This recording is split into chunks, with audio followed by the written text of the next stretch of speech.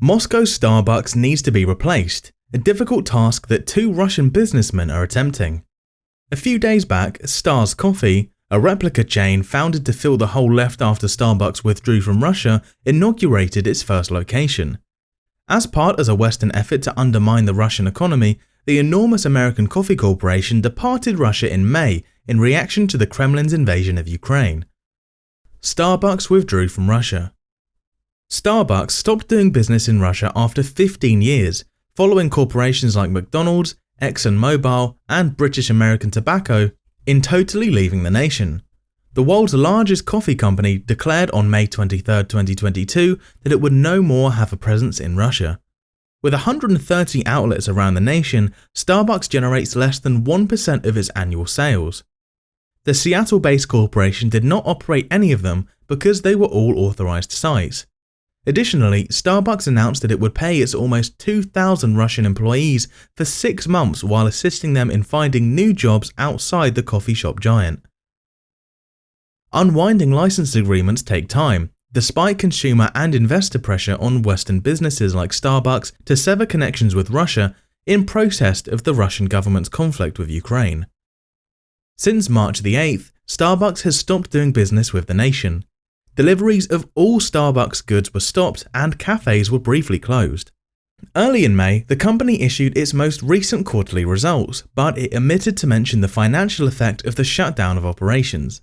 The firm would continue to make decisions aligned to our vision and values and engage with transparency, according to Kevin Johnson, Starbucks chief executive at the time. He previously stated that whatever profits the company received from doing business in Russia would be donated to the Ukrainian rescue effort. Many businesses, including McDonald's and the French automaker Renault, have recently started revising their plans to make a more conclusive exit from the country after initially pausing processes, including Starbucks. For example, they may end licensing and partnership agreements and completely remove their brands from the country. These actions highlight Russia's growing economic and political isolation as a result of foreign sanctions and other pressures on businesses to leave the nation, frequently severing connections that have lasted decades. Rebranded Starbucks stores, Stars Coffee. People in Moscow may now experience a caffeine-induced surge of hope after being dismayed when Starbucks stopped its coffee outlets after Russia deployed troops into Ukraine. In the nation's capital, a business opening up is almost identical. Stars Coffee has a name that is nearly the same. Russian businessman Anton Pinsky, Russian rapper Timur Yunusov, aka Tomati, and Syndica Company, which acquired all 130 Russian Starbucks locations from Starbucks Corporation, are the owners of the rebranded coffee shops.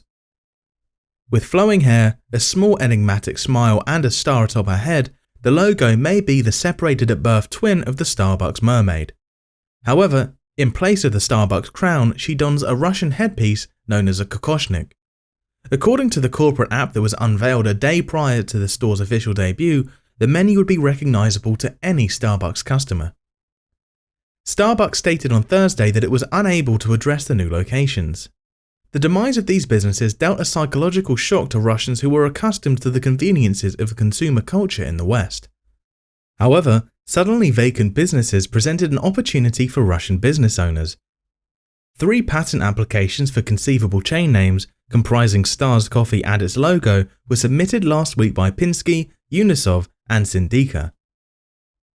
Pinsky reportedly wants to file trademark applications for Stars Pinsky Coffee, Stars Kanakov Coffee, and Stars Coffee.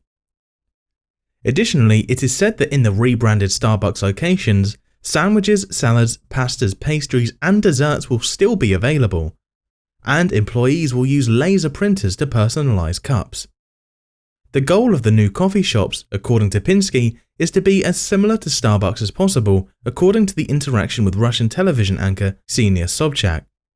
The reopening and branding of old Starbucks locations in Russia are comparable to the actions taken by McDonald's outlets when they become Vsno Itoshka. The president of the owning businesses that collaborated on the Starbucks deal, Oleg Eskindarov, stated, "Now the economic situation is difficult, but this is a time of opportunity. For the past 4 months, we have been very actively looking at existing companies following the example of Starbucks. There are several more similar examples, but we cannot talk about them yet." Timur Yunusov, the chain's new owner, claims 10 more cafes would reopen the following week, bringing the total to 130 by the end of September. Of the 130 cafes, 90 will be located in Moscow, 15 in St. Petersburg, Russia's second largest city, and the remaining 5 in Yekaterinburg, Sochi, Samara, Krasnodar, and Kazan. Companies that have quit Russia. Not only Starbucks and McDonald's have left Russia, numerous other food enterprises also have, including Carlsberg, the third largest brewer in the world, declared that it had suspended investment and would stop marketing its main beer brand inside Russia, before ultimately announcing a complete withdrawal from the nation, incurring a $1.4 billion charge. The company's Baltika Breweries division, with headquarters in St. Petersburg, dominates the Russian market. Heineken announced that it would leave Russia at a price of little about $400 million. About 3 weeks prior, it had announced that it would discontinue producing, marketing, and distributing Heineken goods there. Little Caesars is ceasing all business operations at its franchisee-owned locations in Russia.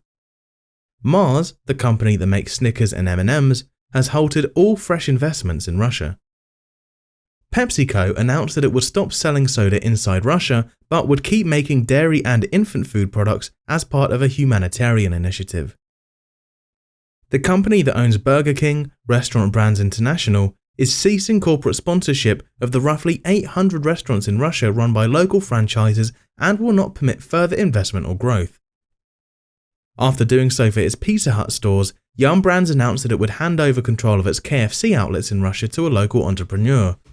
The business announced it would close all 50 franchise-owned Pizza Hut locations and 70 company-owned KFC locations. Is there any impact on the Russian economy? Top Western businesses and brands are pulling out of Russia over its invasion of Ukraine in an effort to put pressure on Moscow, and particularly President Vladimir Putin, to change direction. Although the loss of businesses and growing economic impact would hurt the common Russian, analysts think that it's not very certain that Putin will reverse his mind anytime soon.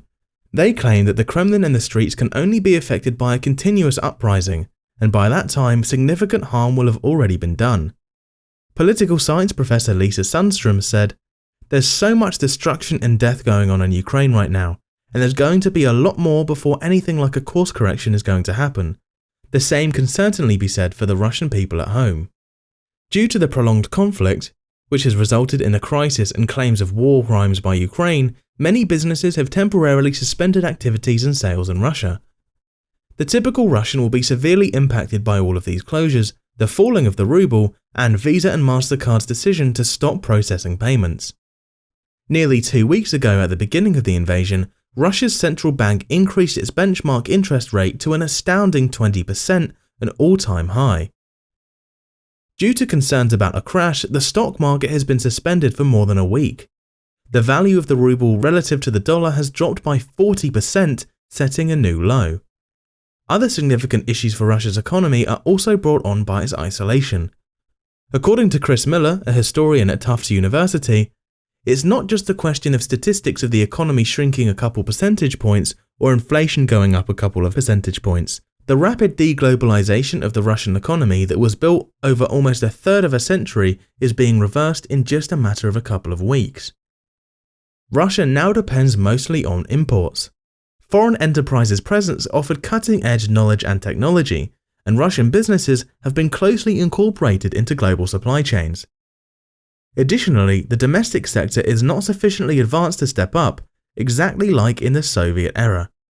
Russia has gained access to imported consumer goods as well as a significant amount of technology and knowledge from Western businesses, all of which have experienced a very rapid reversal. Will Russia experience a severe crisis? We should wait and watch, since only time can tell. That's all there is for today. Leave us a comment of your thoughts on the new Starbucks in Russia. Also, make sure to leave a like and subscribe to the channel if you enjoyed the video, and click the notification bell to never miss our videos. Stay tuned.